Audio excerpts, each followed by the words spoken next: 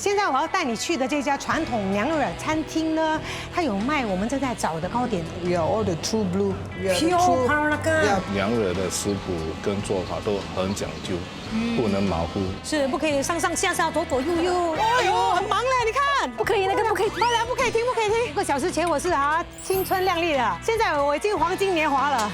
觉得它的皮跟我的脸皮一样厚，太厚了吗？可以包一顿了。所以现在我可以说了，你应该为你自己感到非常骄傲。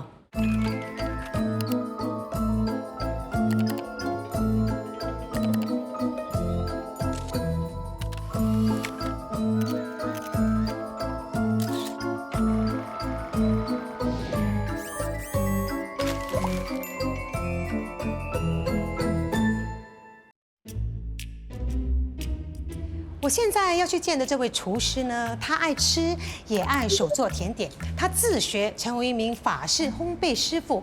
他身上有一点槟城娘惹的血统啊！我认识他哥，是一位帅哥，他应该是一位美女。哇，你们闻到了吗 ？Of course， 你们闻不到。哎呀，这股香气是从哪里来的呢？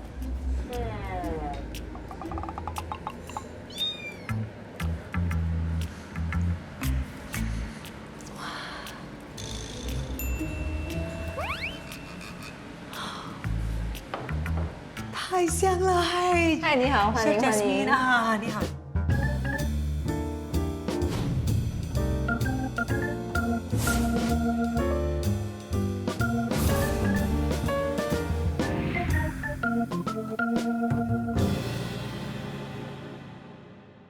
Chef Jasmine， 你的哥哥是崇泽对吗？嗯，对。哇，果然是帅哥跟美女。好，你们家的基因真好。谢谢。连做的东西都这么美，这是什么？这个是鱿鱼丝炒沙葛，结合一个丹麦酥，它是 inspired by Nyonya 的一道菜。然后这个是 Bubur Cha Cha， 然后也是一样，我们以丹麦酥的底呈现出来。漂亮。所以是一个咸的，一个是甜的，是怎么做的呢？我可以边吃边听你说话。可以啊，你可以先尝一口。这已经有一点凉了，但是还是很清爽，然后甜甜香香的。原来这个咸的菜可以配你的这个丹麦酥。对，这是一个突然间想到的点子。然后我们的煮法就是先把香菇跟鱿鱼丝炒香，然后再放萝卜、包菜，还有沙葛，然后再一起煮软。对。然后这个呢？这个是我们的 Bubur Cha Cha， 它是一个甜品。然后我就把 Bubur Cha Cha 的汤水，对，然后就是结合我们法式的一些烘焙技术，把它变成 cream， 然后再挤进这个丹麦酥，再放上配料，就是有芋头啊、紫薯、番薯、香蕉，还有用木薯粉做的 jelly。我们外婆煮的 Bubur Cha Cha 都有放香蕉，一路长大都是吃这个版本的。所以你为什么会想到要用这2个颠覆版本的食物来给我做见面礼呢？因为鱿鱼丝炒沙葛 Bubur Cha Cha 对我来说是有故事的，就是我从小都吃到大。我的外婆算是有一点娘惹血统吧，所以她都会煮这2道菜，然后到我的妈妈，她都会煮给我们吃。所以想要结合我现在法式的一个方法呈现给钟婷姐吃。现在妈妈就过世了，所以这也算是一个纪念。那我觉得你跟娘惹也是有一点点的关系，应该有一点吧。所以你现在呢是在寻找属于自己的古早味，也就是妈妈的味道。你放心，我已经找到了一位平民美食家，人称 Johor Kaki 的 Tony， 我们会跟他聊一聊这个娘惹糕点的渊源，还有本地一些常见经典的娘惹糕到底有哪一些。或许在他的指引之下呢，我们会有一些灵感。好啊，可以呀。Tony， 你好。Hello， 钟婷，你好。你好，这位是 Chef Jasmine。Hello。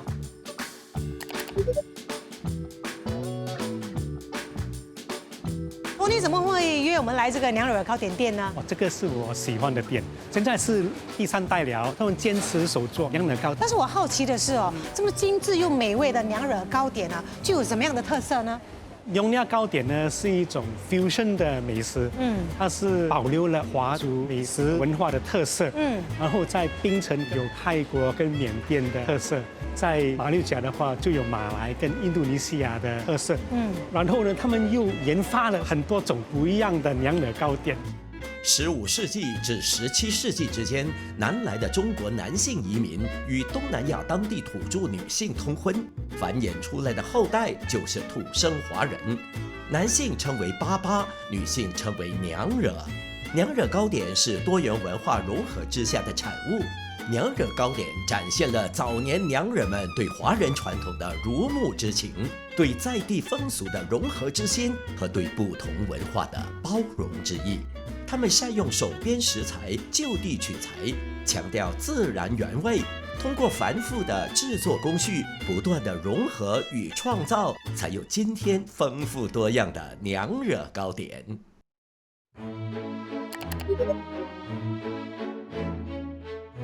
哇，谢谢你的招待不会，Alan。所以你们也是土生华人吗？是什么时候开始卖这个娘惹糕点的？我的奶奶是从马六甲来的土生华人，娘惹啦。那时候因为她嫁给了爷爷，就定居在新加坡。很不幸的，爷爷就在一场意外去世了。然后奶奶就为了养家糊口嘛，就开始卖她的糯米饭，还有娘惹糕点。在1950年代的时候，是以流动推车为主的，所以就是在中巴鲁那边常常会有嘀咕追，然后他们就要跑啊，那时候很辛苦的。然后就在1950年代末端吧，卫生局就把他们赶进中巴鲁巴沙，正式有个摊位。是。然后1980年代的时候，就是由我爸爸和妈妈接管那个生意咯。然后那时候我10岁吧，我常常都会去那边帮忙。那你是什么时候开始接手这门生意的？就在2013年的时候就回国了，然后就决定回来帮爸爸。这一盘呢，就是本地经典的娘惹糕点的ondeh ondeh龟沙拉。是。这个是9层糕吗？对啊，这个也是9层糕，不过就比较创新了。你们以前卖的9层糕也是这种彩色的吗？没有，阿妈卖的时候是红白绿。然后到我接管了过后，变成比较 Instagrammable， 你会看得到彩虹的颜色。对。这个9层糕呢，他们源自于中国的福建省，就那先辈带来了南洋，娘的就改进了一点，加了颜色。不过你还保留传统，就是说你做的时候是一层一层做，就好像步步高升，还保留了9层，对，就是长长久久。对。听说你们家的ondeh ondeh是很有名的，爆浆很厉害，这边吃可以碰到隔壁桌的。有吗？有。哇，很厉害！我们用纯正的椰糖来制造的，它可以咬到那个椰糖。那个ondeh ondeh咬进去的时候，它就爆香，真的很享受。我也是很喜欢，我特别喜欢。还有这个龟沙拉也是我爱吃的。龟沙拉呢只有2层，下面一层是糯米跟椰浆，上面呢是斑斓的 custard。那个 custard 呢就比较绵密一点。是。所以 Chef Jasmine， 你在槟城吃过的这个娘惹糕点，跟我们新加坡吃的娘惹糕点有什么不同啊？我在槟城的时候，我有去过一家1933年就开了的一家娘惹糕点店。我觉得在槟城的娘惹糕有点不一样，是因为它比较偏咸甜辣，比较多口味。所以你们也是机器做的吗？还是你们手工的？到现在虽然我们已经有一个中央厨房，不过全部的做法都还是手工来制作。哇，太厉害了！然后我看到我面前这一碟呢，是我从来没有看过的，这道叫什么？Pulut tekan。tekan 就是按，就是糯米跟椰浆放在一起煮，煮了以后呢，放在一个4方形的木桶，对，然后有一个盖，有的是用手压，有的是上去踩，然后是沾盖压的。对。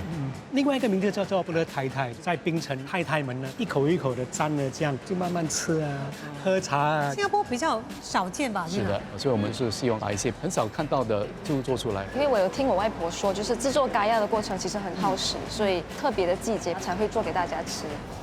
哇，那个嘎亚浓郁。这个嘎亚呢，也是我们很 proud 的一个特色。我可以知道gula melaka在里面。是，它就是鸡蛋搅了过后，把 caramel 还有gula melaka加进去，那个温度啊要控制得很好，火太大的话，鸡蛋白就会form成一粒一粒，变很粗了。那个嘎亚的制作法，以前跟现在有什么不一样吗？基本上都是很相似。我就是想保留阿嬷的那种制造的方法，就是 double boil。是说有一个锅，然后有水，然后再放多一个。是，然后再慢慢的搅，而且搅的方面很讲究哦，它一个方向就是一个方向，是不可以上上下下、左左右右，对，不可以会飞嘛，会被敲头。顺势的啊。是，不过材料方面，以前我们是用鸭蛋，鸭蛋很香啊，现在找不到了，所以我们只好用鸡蛋。它是用什么特别的糯米吗？我们一向来都是用薯芽糯米，而且要老糯米，比较干一点。做出来的时候呢，你就不会觉得太黏，它你吃出来还是有点口感，你还会看到有一粒一粒的。所以时常可以吃到吗？也不是，因为我们有售卖一些糕点给酒店嘛，酒店他们有订购的时候，我们才会做。所以我是很好奇啦，除了我们这些常吃的这个娘惹糕点之外，有没有一些是以前有，现在已经找不到的？我小时候有吃过，我们称它为巴贵。把有肉的，它的皮就是糯米皮，甜甜的，里面的馅呢是咸的。它主要就是绿豆边、三层肉、大葱啊、蒜头一起炒，还有加了元帥粉。听起来好像有点像粽子这样。它就是那个果皮包那个馅料，外层呢就是一个香蕉拿去叶蒸吗，然后拿去蒸。哦，我提议可能你们可以考虑一下还原八桂，还有这个我的太太。我觉得我们的还原方向可以是那种即将消失或者是不常见的娘惹糕。是，所以我们还是要再继续搜索一些资料，然后我们再做决定。可以。好，今天非常感谢两位，我们又有非常美味的娘惹糕点吃，然后又谢谢两位的分享。今天我们的下午茶真的是收获满满，感谢。不会，谢谢。感谢。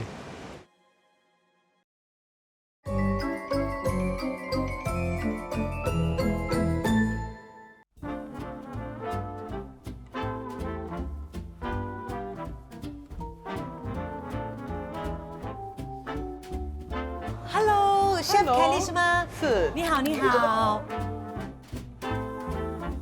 你们的法式甜点啊，太漂亮了，又很精致，看到我心花怒放啊！谢谢。我今天有口福了啊！我今天为你准备了一个法式兰花糯米糕 souffle 配盖亚 ice cream。这个法式甜点呢是要现烤现吃的，不然它会塌下来。你放心，我就喜欢这样，你摆在我面前，马上送进我的嘴巴里面。好，走 ，Let's go。哇，漂亮！我已经闻到了奶香哦，是不是要马上吃，不然它就会？对，它就会烤来。你看它已经在慢慢在下楼了，是吗？对，所以你看那个蓝色其实是那个糯米。然后要配搭这个，你可以先吃一口先，然后过后才配那个 ice cream。有没有糯米的味道？很滑，有糯米的味道。你有吃到糯米吗？它外面上面这一层是比较脆一点的。对，然后里面就是很软。除了有奶香，真的是还有那个米香，我还吃到那个糯米。等一下，我要连着冰淇淋也一起吃。又冷又热哈，太爽了。为什么你会想到用法式的 souffle 来颠覆这个兰花糯米糕呢？因为我本身自己是学法式甜点的，我想要说看可不可以融合我自己学到的东西，跟我从小吃到大的娘惹糕点，看可不可以做出什么火花来。你这个法式的 souffle 是怎么做的？我保留了一点Nyonya龟做法的元素，我提取兰花汁了之后，我跟那个糯米煮在一起呀，然后你就会看到它的颜色就自然的染上去了。然后我再把它跟那个 meringue 混合在一起，就会变成这样。meringue 就是一个蛋白霜，就是你把蛋白从透明打到变白。是，所以你吃起来不像吃糯米这样很沉重，这样真的很轻。因为我在吃这个 souffle 的时候，在沾咖椰的 ice cream，真的是感觉好像在吃传统的布鲁台台一样，对，有异曲同工之妙。然后还有这个，它是咖椰的 ice cream，可是它的颜色不像这些咖椰的颜色这么深，它是淡淡的。这个呢，我用法式的一点做法，我就放pandan leaf 去增加它的一个香气。那个pandan leaf呢，我就想要说，只是把它在煮到一半的时候，让它透过煮的那个过程来散发香味。我也很好奇啊，这个娘惹糕点琳琅满目，为什么你会选择兰花糯米糕？当给我选择要做哪一个的时候，我就想说 ，maybe 我可以做布鲁台台，因为可以让大家重新认识布鲁台台这个Nyonya龟。这个想法很好，因为你给了这个布鲁台台一个新的面貌。对，然后又可以把这个传统的娘惹糕点介绍给你的食客，非常好。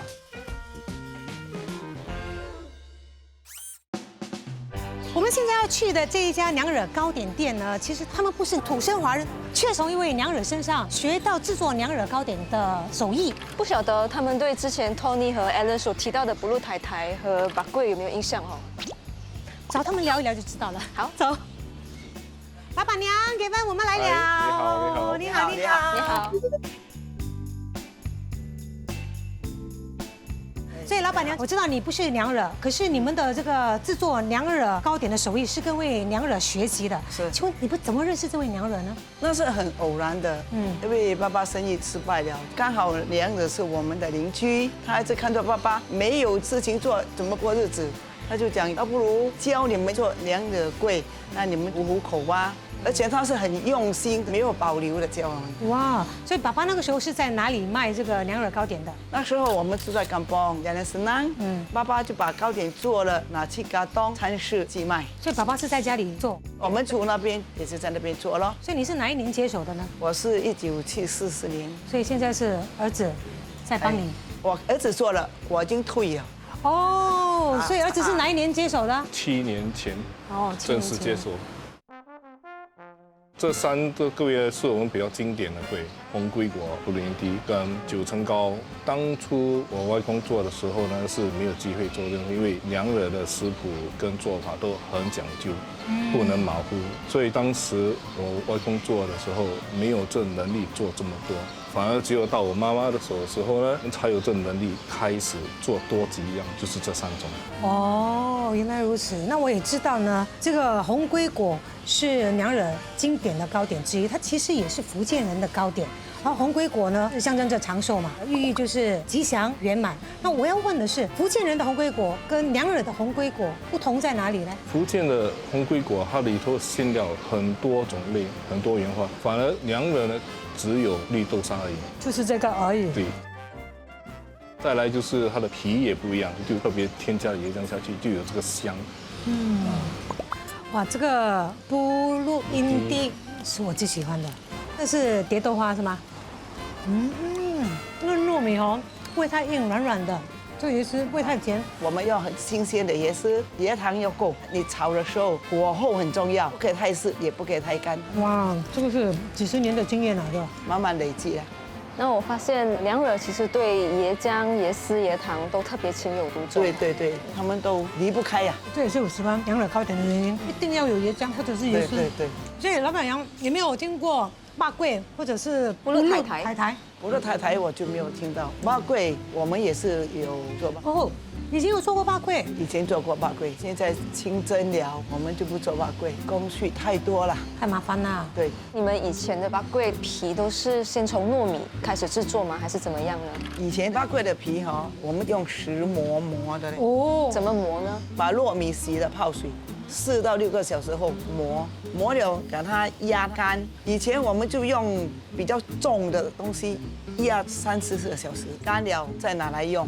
所以这个霸桂里面是什么馅呢？霸桂的馅就是猪肉、葱头、蒜头、盐水粉，还有一些调味料。先把这个肉炒好，再来做这个绿豆沙，把泡的绿豆拿来蒸，再磨。那它的分量是怎么拿捏呢？肉3，绿豆沙7，所以它是偏甜呐。它是咸中带甜。可是因为那个绿豆比较多嘞，应该是甜中带咸。那你有提到霸桂想去蒸嘛，对不对？那它的形状其实是长什么样的？它是裸在香蕉叶哈，它包这样了，打个折是为了熟了有地方膨胀。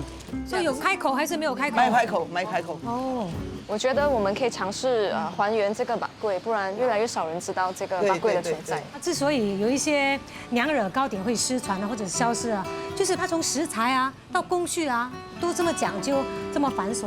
所以现代人就已经很少会有人有这么多的耐心，就一步一步做。对。但是现在我们漂亮的 chef Jasmine 要尝试，我也大力支持啊。很好。谢谢老板娘的鼓励啊，谢谢 Jasmine，谢谢 ，Thank you。好。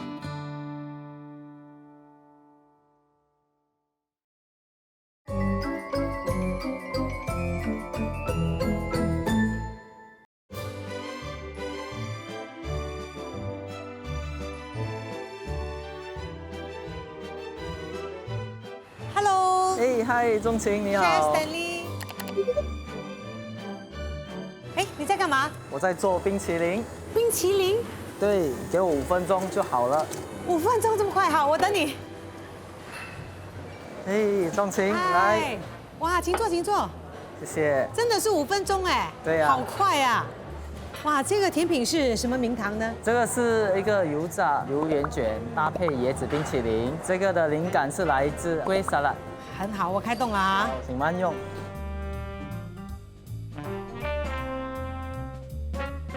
我觉得娘惹糕点呢，很少是用油炸的，为什么你会想到用油炸的方式来做你的甜点呢？其实我是一个法式甜点师，我想要用法式的这个 technique 去 create 一个 localized 的 dessert，就是我们的娘惹糕，给各国的游客去吃。而且我刚刚吃了一口啊，哇，我觉得你这个春卷皮包着榴莲，它口感很不一样。我这个榴莲卷呢，我是用了一个越南糯米春卷皮，它就是代替了贵沙拉原本的糯米糕。所以我就是先用 wafer paper， 然后用了榴莲泥放在里面，把它包起来，然后再用越南春卷皮再包它多一层，再拿去炸。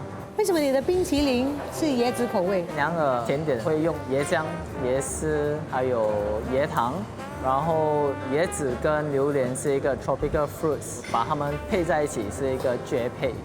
是你的冰淇淋为什么5分钟就可以做出来了？太神奇了！因为我们用了这个 liquid nitrogen， 它在-196度，可以快速的冷冻 liquid， 所以我就可以在5分钟内制造这个冰淇淋。难怪，所以口感会比较滑。上面这些是绿豆瓣吗？对，这是绿豆是炸过的，对吗？对，我想要用它，因为它拿去炸了过后就比较脆，口感也比较好吃一点。非常好啊，因为绿豆瓣呢，在娘惹糕点里面是一个常见到的一个材料。比如说我爱吃的红龟果，就是用绿豆瓣做成的绿豆沙。其实哦，这个榴莲呢是万果之王嘛，然后在本地很多人都很喜欢吃榴莲，所以你把这个龟沙拉斑斓糯米糕颠覆成榴莲果泥春卷，然后再加上这个冷冷的椰子的冰淇淋，所以它的口感可以说是清凉。还有啊，原本它口感是软糯顺滑的这个龟沙拉，现在呢你的这个版本就多了香脆绵密，而且呢又有嚼劲，所以我觉得你这个颠覆的版本是有惊喜的，做得非常好。好，谢谢，谢谢你 Chef Stanley，谢谢。耶，古小味侦探出城了哦！我现在是来到了马来西亚的古城马六甲。那新加坡马六甲和槟城呢，曾经是英国殖民统治下的海峡殖民地，华人俗称三州府。那这3个地方呢，其实是很多土生华人的聚居地，巴巴娘惹的文化非常浓厚。在当地人的帮助下呢，我们找到了这一间有60多年历史的娘惹糕点店哦。现在是有一对夫妇继续传承制作娘惹糕点的手艺。那到底马六甲的娘惹糕点跟我们新加坡的在口味种类上面有哪一些不同呢？先拿几样来吃再说吧。哇，太幸福了！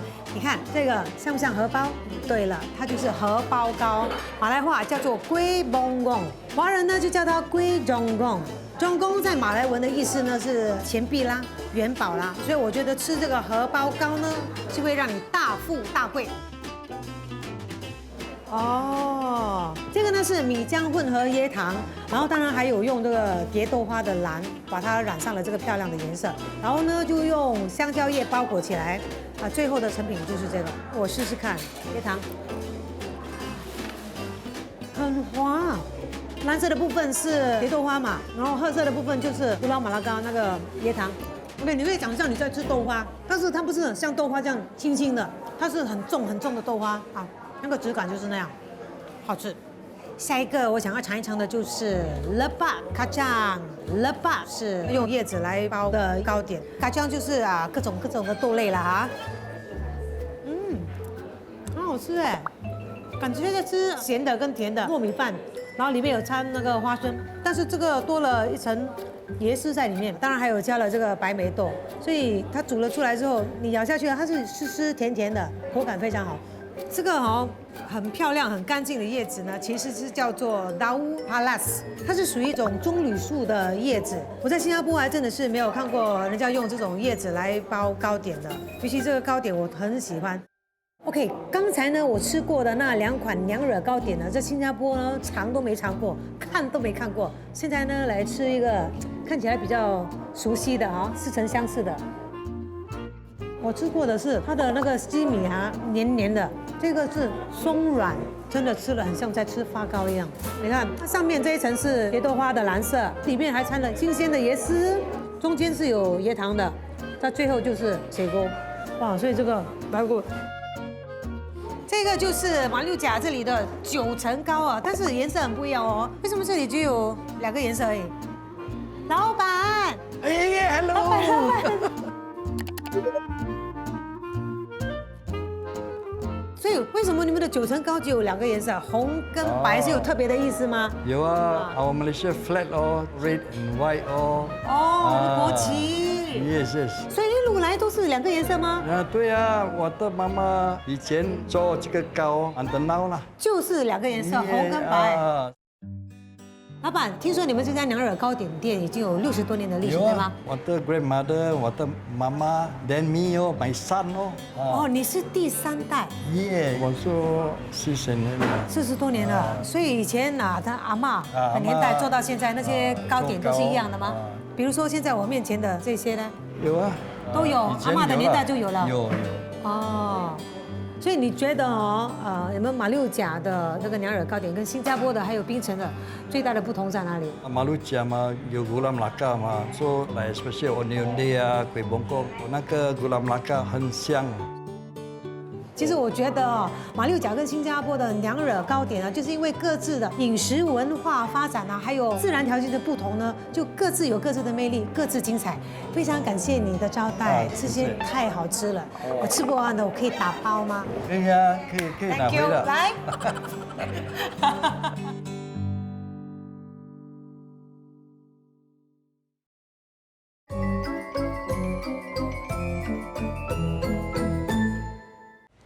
Chef Jasmine， 现在我要带你去的这家传统娘惹餐厅呢，它有卖我们正在找的 Blue 台台，还有霸贵。虽然这家餐厅是1999年才开业的，历史不是很长，但是它有一位非常有魅力又有历练的娘惹老板娘哦。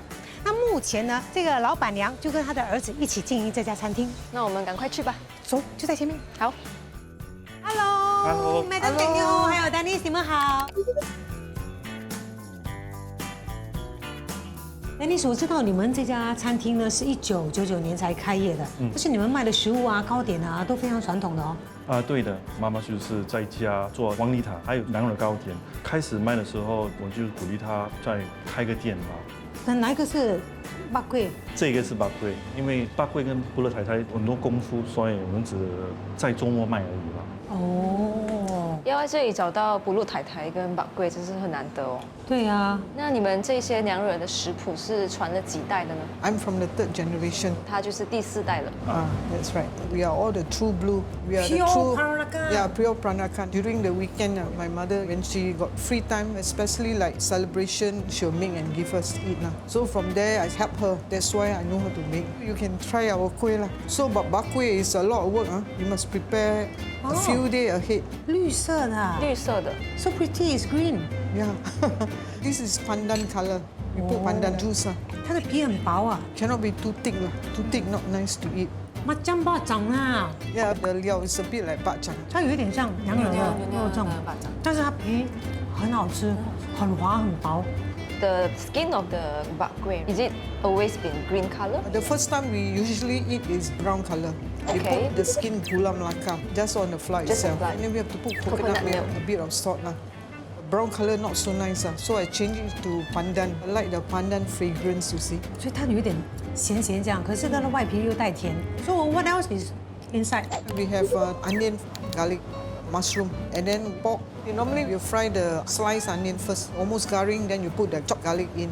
So after you put in, you fry almost garing also, then you put mushroom. Then after that, we put the pork. Last time we used pork like more fragrance.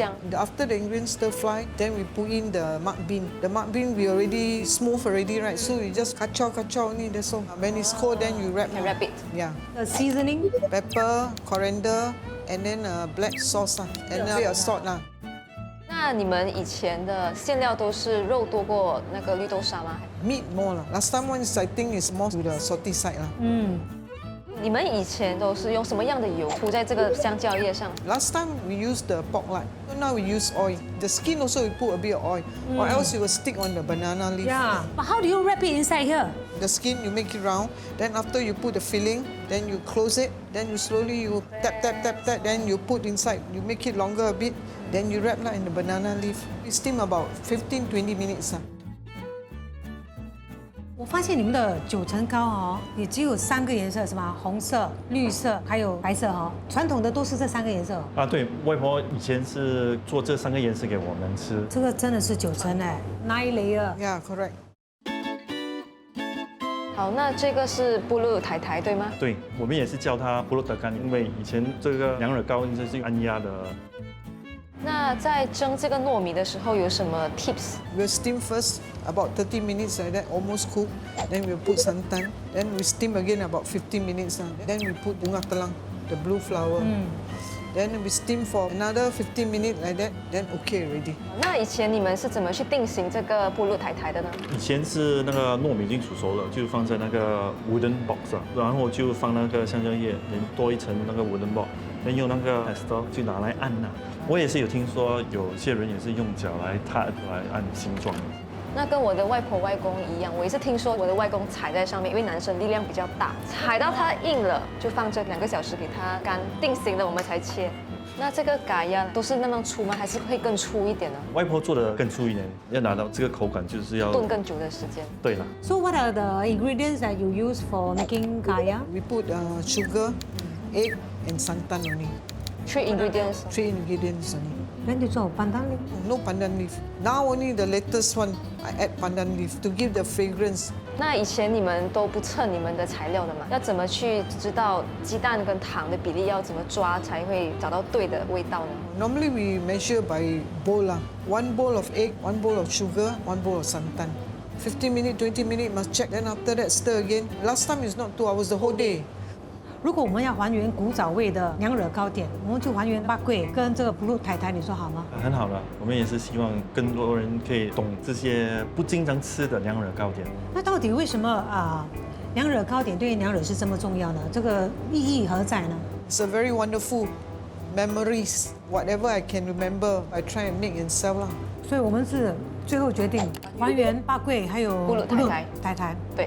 Thank you very much for sharing your kueh and sharing your memories. You're welcome. Thanks. When you're free, come and eat. I will. 今天我们会还原本地非常少见，而且可能会失传的布鲁台台还有巴桂。然后这2种糕点呢，我们都会用到香蕉叶，然后我们也会用到蝶豆花。的这2种食材呢，都是早期娘惹他们会种植，而且会就地取材的食材。是啊，这就是我带你来这里的原因了。你要的东西呢，这里应该找得到，而且这里的农耕义工们是非常的热心的。KK， 我们来了，这位美女是 Chef Jasmine。Hello， 你好。Hello， 你好。今天我们要蝶豆花，还有香蕉叶。好的，基本上把它扭起来就可以了。我还带了一把剪刀了，不用了哈。没关系，直接摘就好了。对，你试试看吧。OK， 好来。这个蝶豆花富有这个花青素抗氧化的功效，我很需要，我们采多一点哈。够吗？这个可以采到光啊？可以，因为它长得很快，很快就会再繁殖了。哦 ，OK， 里面的。OK 啦，这里差不多是这样。这里没有了，给我们采到光了。那个就是香蕉树吗？对。来了 banana。OK， 哇，这个香蕉叶真的很大片哦。要采摘这个香蕉叶有什么特别的技巧吗？只需要一把利刀跟它砍下来就可以了。1刀2段就可以。来，请示范。就这样。这么干脆啊？对。这样你应该没问题。好，来，哇，这个很大片呢。这个够用吗？可以。这个我们下雨天我们都不怕了。可以。我们要几片？我们拿3片吧。3片就够了。很大片嘛，我们很大片3片应该就可以了。OK， 好，来吧，你采，我帮你遮。来采这个吧，来，可以吗？可以。哇，漂亮，好，漂亮。哦，好简单啊，很简单哈。那这个香蕉叶采下来之后要怎么处理呢？我们只需要洗干净就可以了。那个香蕉叶，我们其实只需要用它的叶面，不需要它的梗，所以我们会把它切掉就可以用了。漂亮。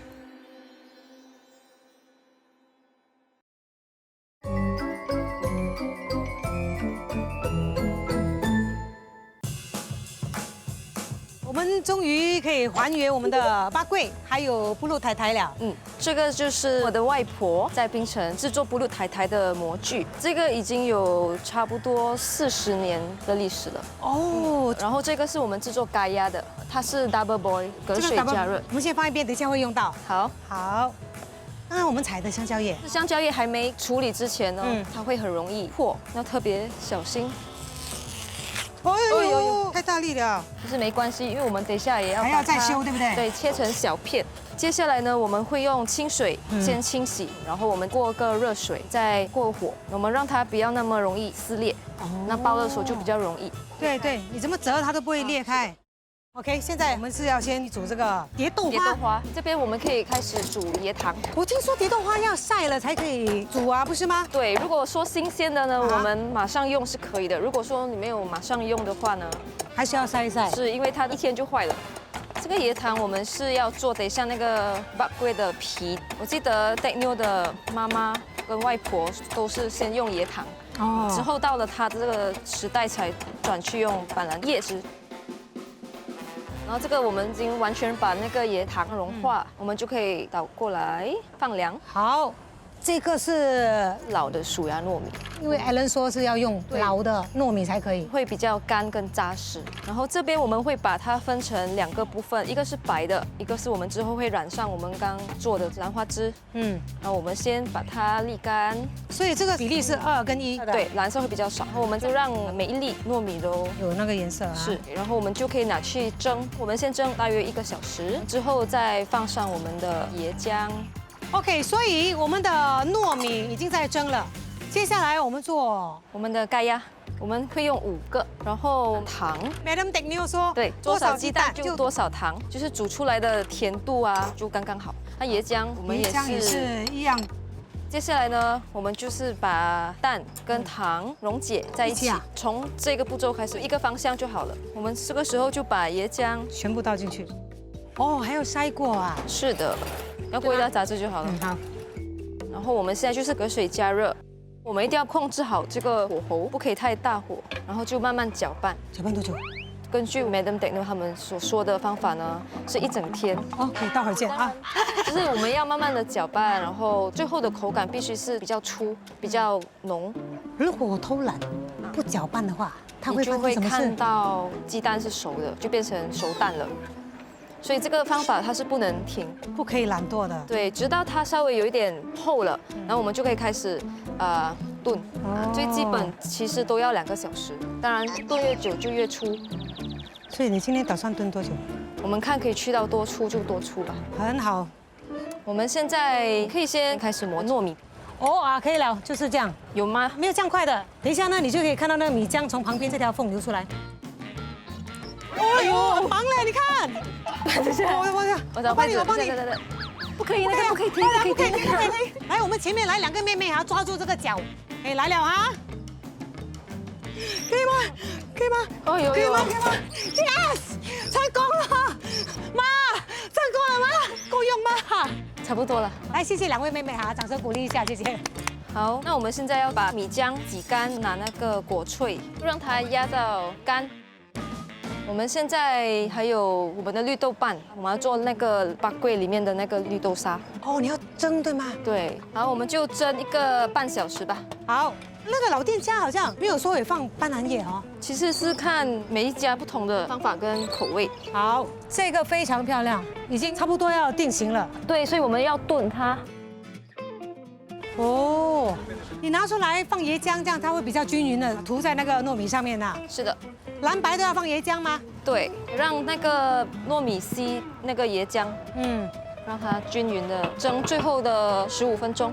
接下来我们最好是先做我们的绿豆瓣，绿豆瓣也已经蒸好了，我们先把绿豆瓣压烂。很好，有点烂就可以了。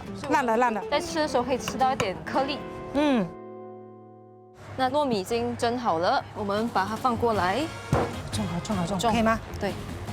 现在我们就是在这个底部就铺香蕉叶，然后我们把这个放上去，然后我们再铺多一层在旁边。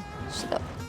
那我们就是一小部分的白，一小部分的蓝，就这样叠，然后它出来的纹路会比较好看。是。好，我们再放这个。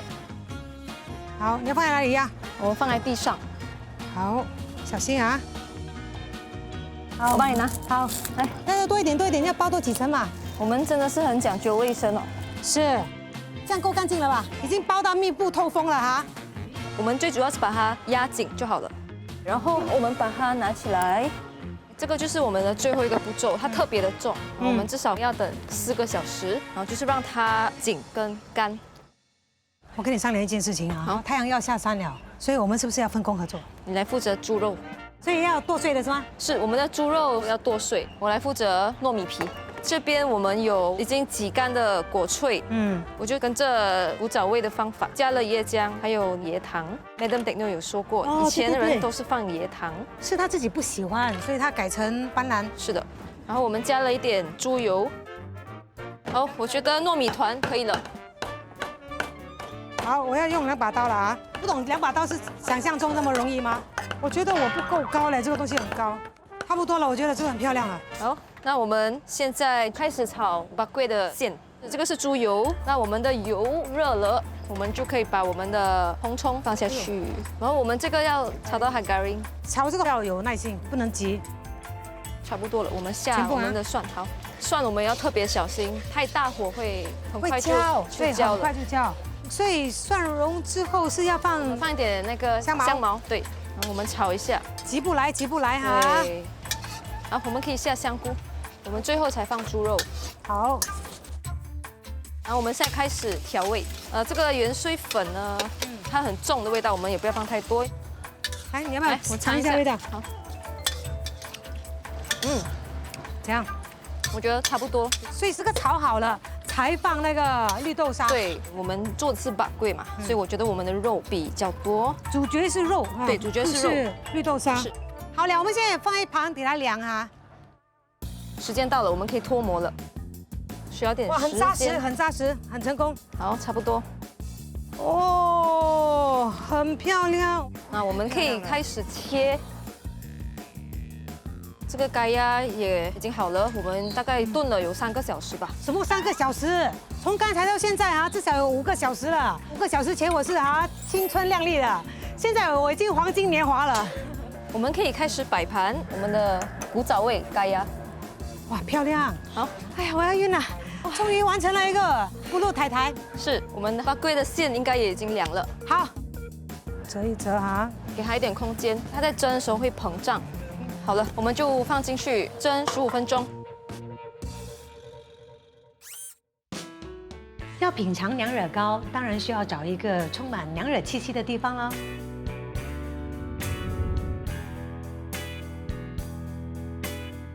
终于在太阳下山之前，我完成了。我们先尝这个吧。好，咕噜台台啊。从我的眼睛可以看到我在讲什么吗？这个兰花糯米糕湿润的，它不会太干。你觉得这个蓝色软的怎么样？美得像一幅画一样啊！它的纹路是很好看的，就不会太乱。你觉得盖鸭怎么样？刚才你做好的时候，我在尝，我就觉得跟我妈妈煮的那个味道一样。我也觉得跟我外婆煮的一模一样。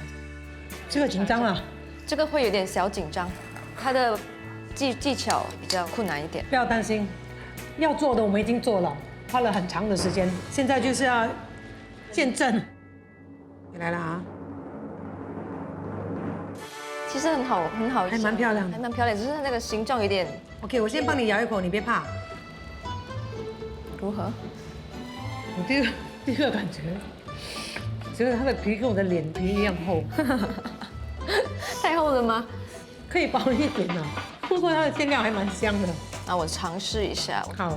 其实这个不会太厚，有一些厚，有一些薄啦。它的馅料很香，真的是有点像那个娘惹粽这样，还有它的淡淡的那个绿豆沙的香气也在里面。那我觉得它糯米皮其实带有一点椰糖的那个香味，就不单只是糯米的味道。所以现在我可以说了，你应该为你自己感到非常骄傲，因为今天这个整个过程太不容易了。我觉得这个至少可以带回去槟城做给我的外婆吃，因为我觉得她也没有做过这个，巴贵已经几乎都找不到了。你确实是身体里面流着那个娘惹的血统，所以今天的整个还原古早味的娘惹糕点有什么感触吗？其实我觉得制作娘惹糕工序很多，然后因为我们是还原古早味嘛，所以利用那些比较传统的器具啊手法去制作的话，真的会有点累。但是在整个制作的过程中，让我知道说，其实娘惹她的心思是非常细腻的。之所以有一些店家愿意继续传承这个非常稀有，然后还有一些比较经典的那娘惹糕点，就是因为一家人在一起制作娘惹糕点啦，还有享受美食的这个回忆。我也认同。所以我们希望呢，今天还原古早味的娘惹糕点的这个过程，可以唤起大家已经开始淡忘的这些回忆，同时呢，把这个回忆呢谨记于心。我也希望你回去槟城之后呢，可以成功的做一个八桂给你的外婆吃。好，谢谢你，谢谢。